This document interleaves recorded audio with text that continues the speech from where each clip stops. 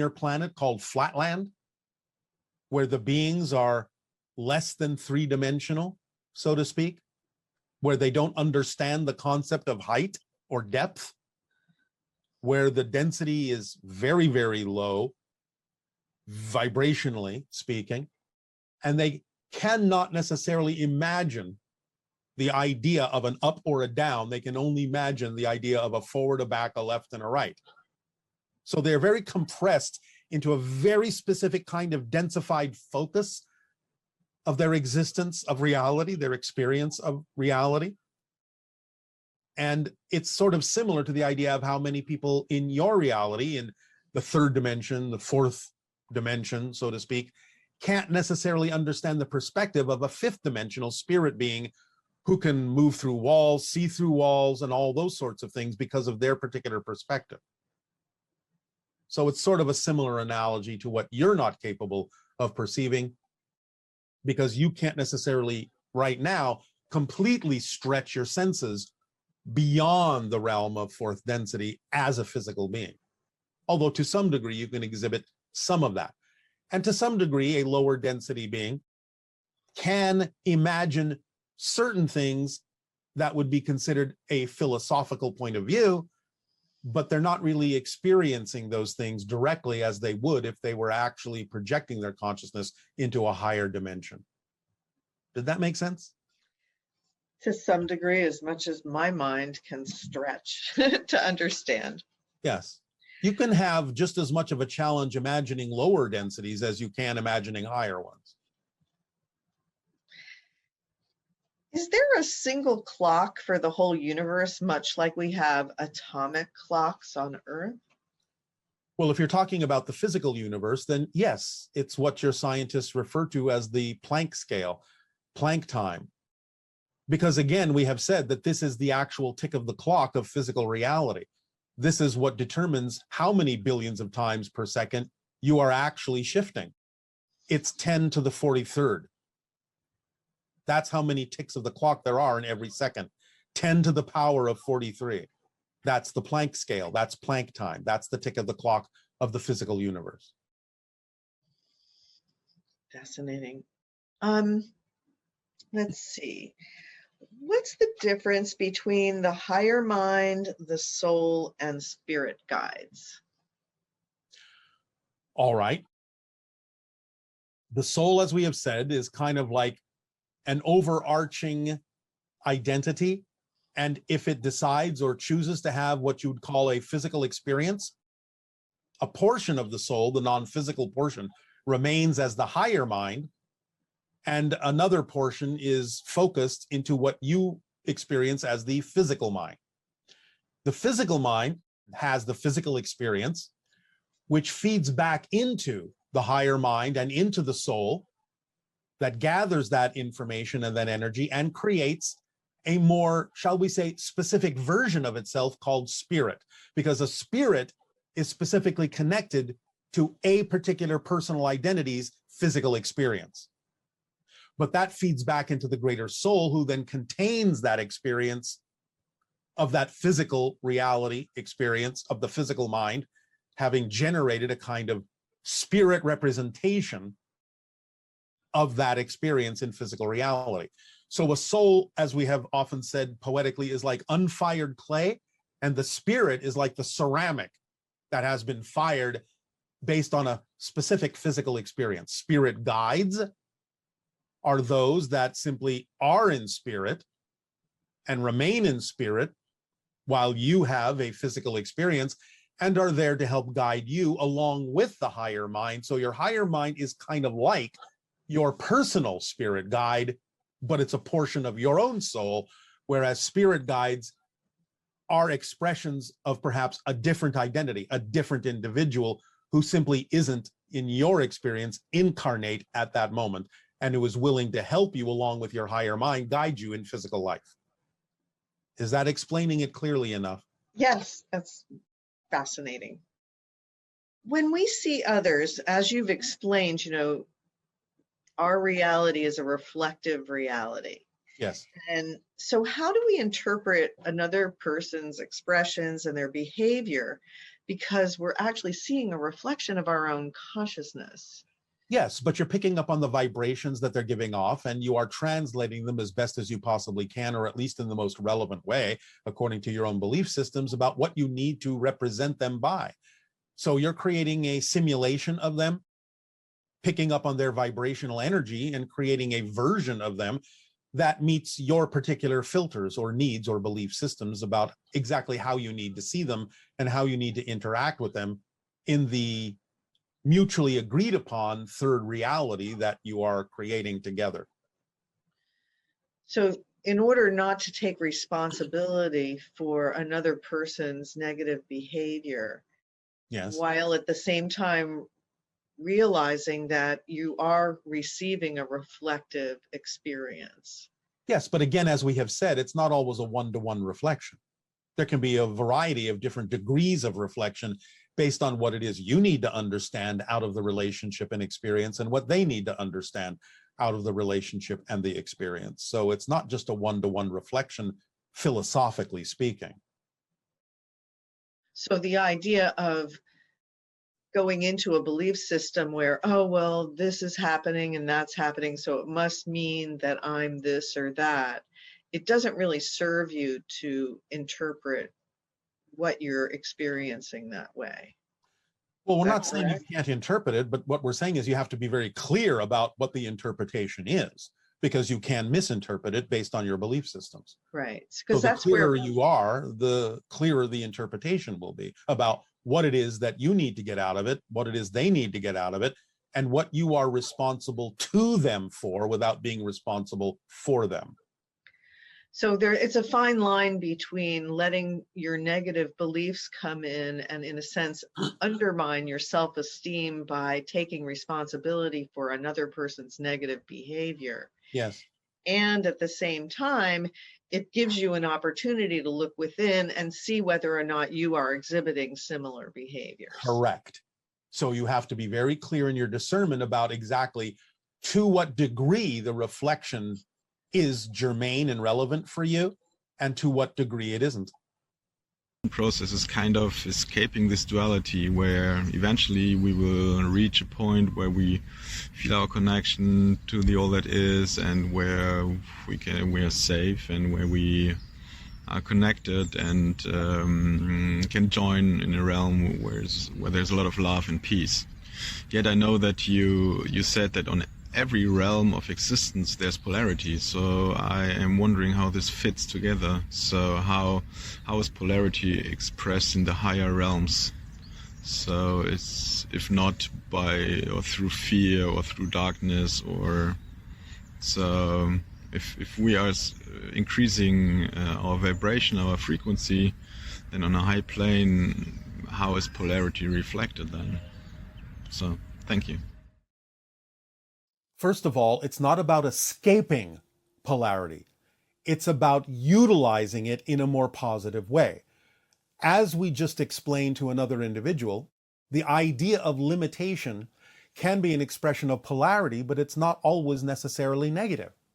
So we can impose limitations upon ourselves in a positive way in order for us to make discoveries, surprises, experience the unexpected.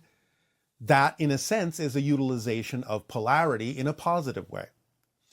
But you don't escape it. You simply make choices that don't allow you to express polarity in a negative way. So yes, it exists on every level, but can be used in very positive ways, as I just described. Good day, Bashar. Good day. Thank you for this opportunity. Our passion and our pleasure to do so. What would you like to talk about? I would like to clear up a possible misinterpretation I have of something you said in a recent transmission. All right, let's do that. All right.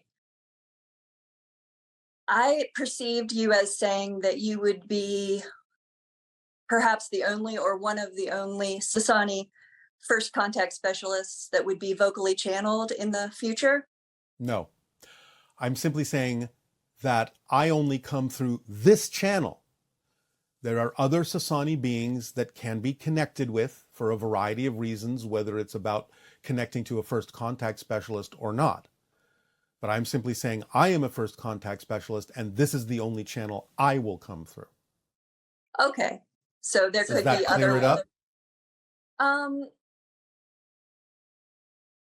pretty much. I thought you said something about in order to focus ourselves in a certain direction for contact, you would be the only first contact specialist being channeled. But Through this channel. okay.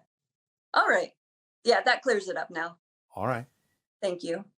Yes. I had an experience recently where I was letting go of a lot of resistance, and Yes. I experienced that the reality that I was in, it seemed to be contained within another reality as I let go of more and more resistance. My consciousness expanded, so my Yes. previous reality was within a new reality that had a lot more options. Yes. But you are a new person in that reality. It wasn't even your reality that you've left. That's another version's reality. So that was within the new person that I became. You are a new person in a new reality. Yes. Billions of times per second. Okay.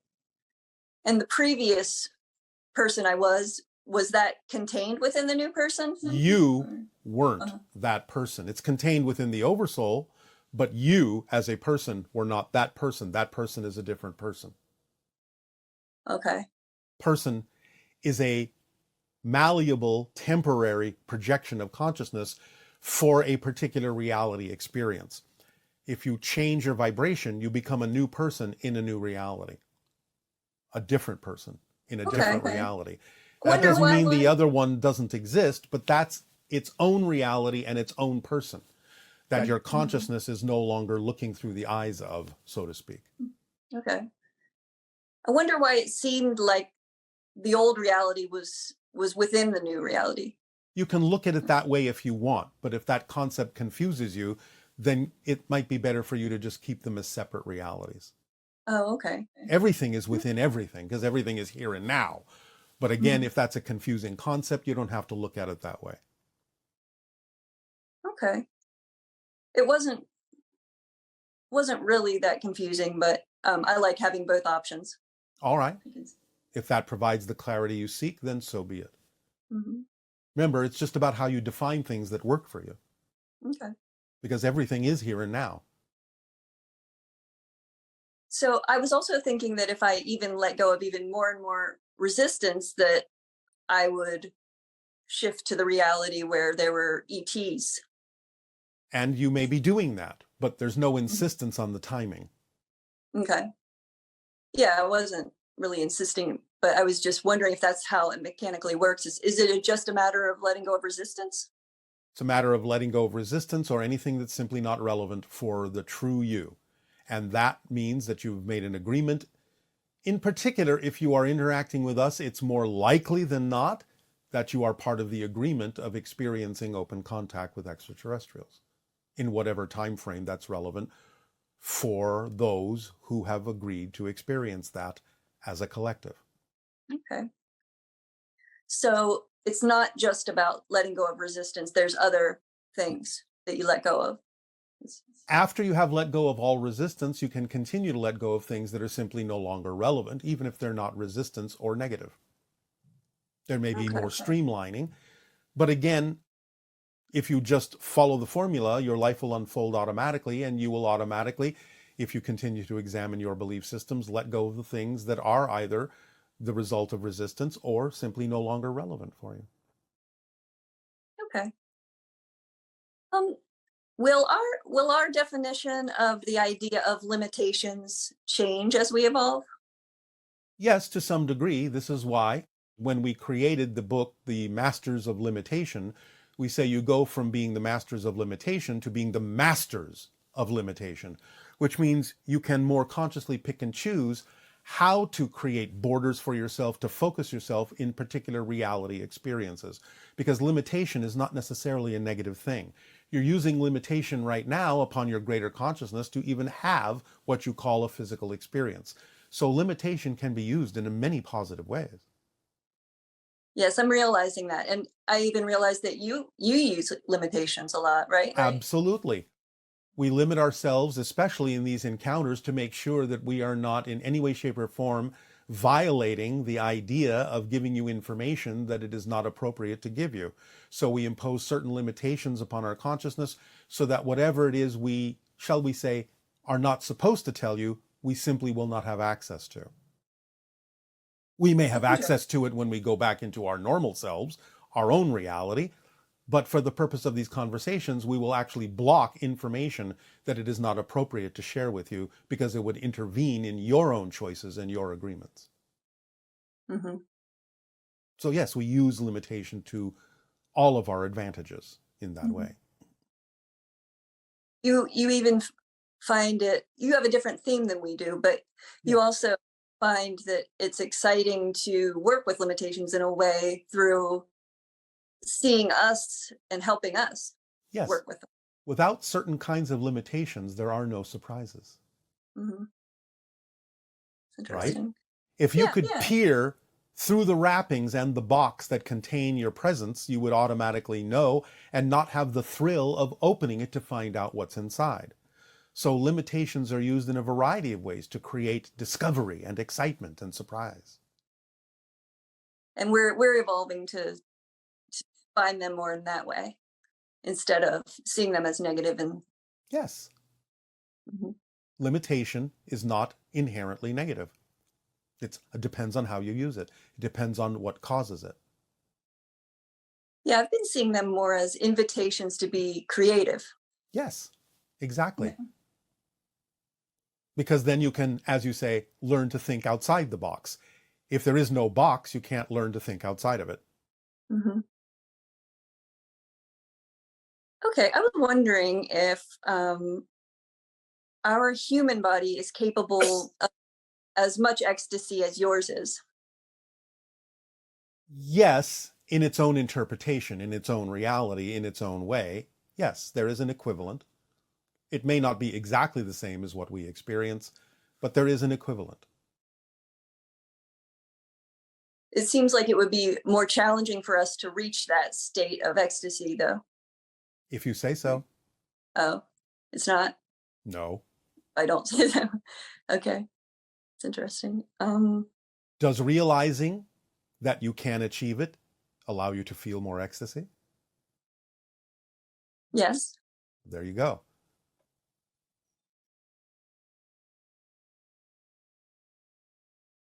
All right. I want to ask you about affirmations. Permission slips, yes. But, well, yes, they are permission slips, but everything is, right? Exactly. So what are you going to ask about? I was wondering if, I mean, you said that lucid dreaming can change our template level reality. It can, if you use it that way, yes. And I experienced what I think I was using affirmations to actually change my template level reality. Affirmations alone will not necessarily do it if there is no lucidity in the process. But if there is lucidity. If there is lucidity, you don't need the affirmations. Well, how do you change it then? If you're in a lucid state?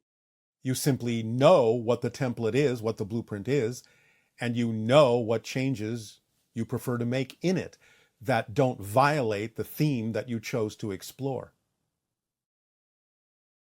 But don't you? It's an exercise of your free will in a lucid state on a higher level, recognizing what is the theme you chose to explore and being creative about how you can change the way in which it is explored.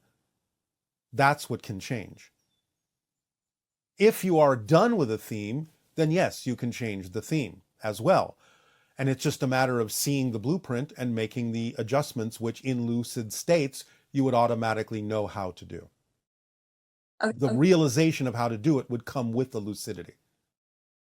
Okay, so it wouldn't just be through thought like affirmations are? No. Okay.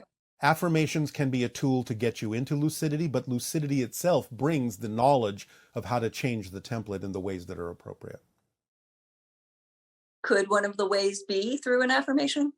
As I just said, Affirmations can bring you possibly into a state of lucidity, Okay. but it's the lucid state itself that brings the awareness and knowledge of how to change the template in an appropriate way.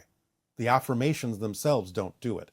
The affirmations can, if you believe in them, bring you into a state of lucidity.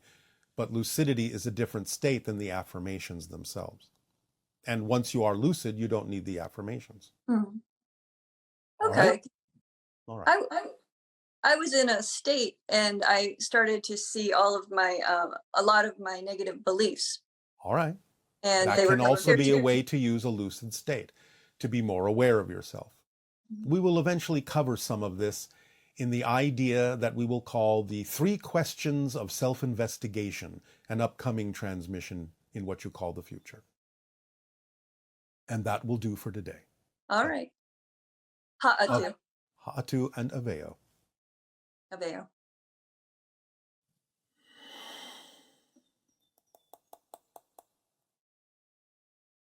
Hi, Bashar.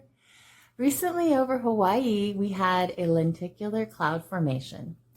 This type of cloud formation is very commonly perceived as a UFO by the contact community.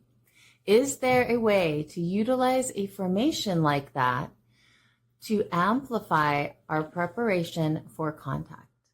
Sometimes they generate a lenticular formation based on ionization of the electromagnetic field around the craft. So yes, sometimes they can be within it. Sometimes it is simply a weather phenomenon. And sometimes it is an indication of interdimensional connections. It is not always about a craft being in a lenticular cloud. You can utilize it as a symbol as long as you do not necessarily confuse yourself as to the idea of whether or not there actually is a craft in the cloud. But you can use it as a symbol, as a reflection of the idea of making connections. Certainly, again, as a permission slip, it can be valuably used that way. When I try, I often have headaches, and I often get visuals of very upsetting, traumatic scenes. And then Such as? Often they're kind of rape scenes. Yes. And so, for instance, one time I was trying to do a past life regression, and then I was led by somebody I know in my childhood home into a room, and then that scene started to play out, and then I screamed no, and I was taken out of the scene, and then I haven't been able to. All right. Do you believe this is something that actually physically happened to you as a child? No. Then what is the idea that it symbolizes for you?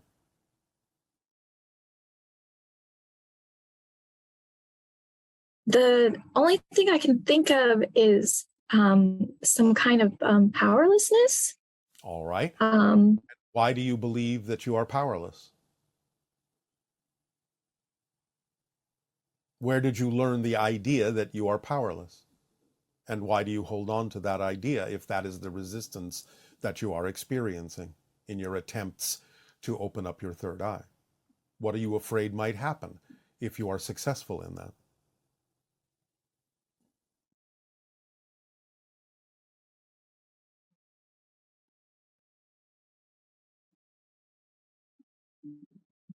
I'm not sure. Well, let's explore that idea. Let us say Okay. then you go through some kind of exercise or ritual and you are successful in opening up your third eye. What do you imagine is supposed to occur when you do that? What kind of abilities would you then have in your imagination? In my imagination, I see my whole world opening up on all levels. I feel like. What does that mean? Can you give us a specific example physically of what that means? Physically. Oh, you mean in my day-to-day life? In other words, you said your whole world would open up. What does that mean? What's an example of your world opening up? What would be happening that's different than what's happening now? What happened that is different than happening now is I feel that I would have a stronger sense of self and clarity. A stronger sense of self. What do you have a sense of yourself as now? As powerless, as you said? Powerless to do what?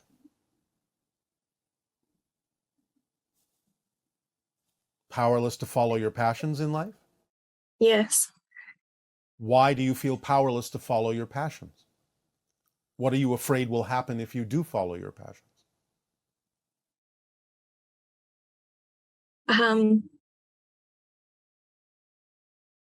I have to admit, I'm actually afraid of being myself.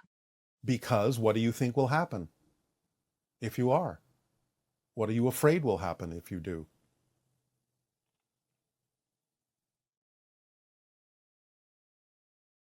The only thing I can think of, and it doesn't even completely make any sense to me, is I have this idea that I'm a bad person and that will come out and I have to keep it down. All right. I will tell you a secret, if I may. Yes? Sure. A, you're not a bad person. And B, because you are concerned that you might be a bad person, proves that you're not a bad person, because bad people are never concerned that they might be bad. Do you understand? Yes. So you will always check yourself to make sure that you are staying on track in the vibration that you prefer to be in. You wouldn't even consider the idea if you were not a good person. Does that make sense to you? Do you understand? Yes, that makes sense. So there is really nothing to worry about, because you can always take the time to check to make sure that what you are putting out is the best possible energy with the best possible intention.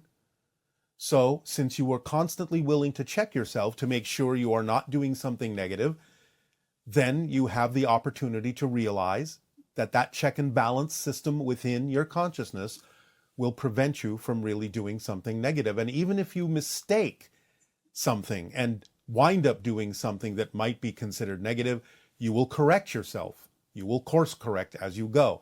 And these are the lessons you will learn in life. And this is the process that you've agreed to go through to learn lessons and stay on course as to the true being that you are.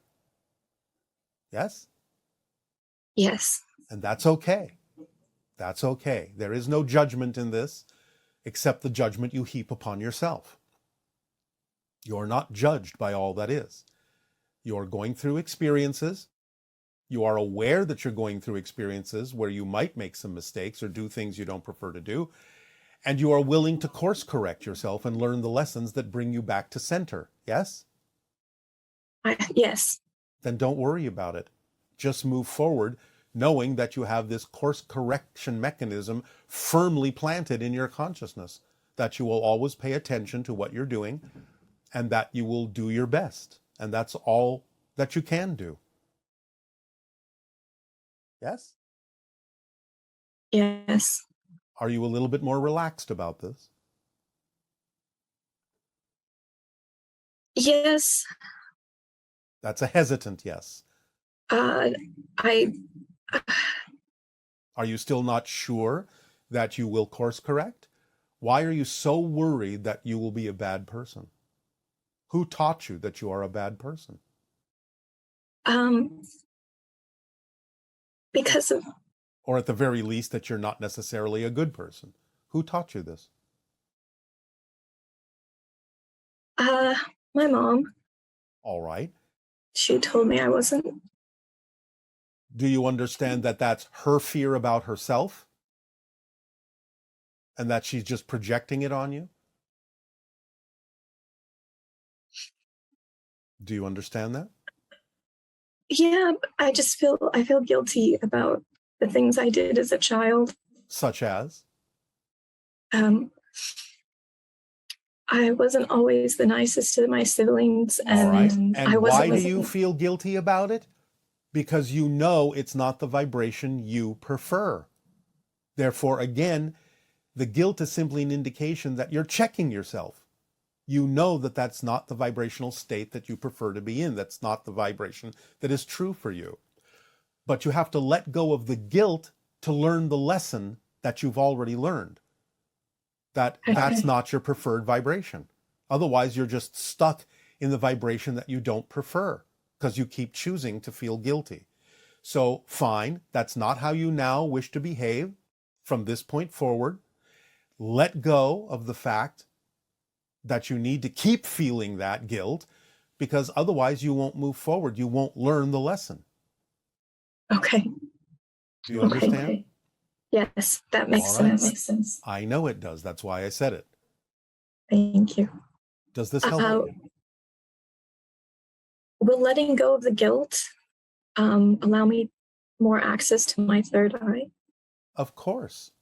Do you think that guilt is part of the idea of opening up your third eye? No. All right. Then open the door and understand that, again, even if you make what you typically call a mistake, you now know you don't have to feel guilty about it because you're willing to learn the lesson that helps you bring yourself back into alignment. This is all karma is. Karma, in its original intention, is called action. And it means you just take the actions once you recognize you might be out of balance to bring yourself back into balance. That's it. That's all karma is that recognition that you're out of balance and a willingness to bring yourself back into balance. It's not about guilt. It's not about punishment. It's not about retribution or revenge or anything like that. It's not about self-judgment. It's about recognizing that you are learning things and that what you are learning is something you can apply in the way that you prefer to, so that you can move forward and not anchor yourself to the past. You've learned the lesson. Move on. Okay.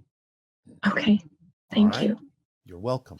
Anything else? Or will that do? Yes.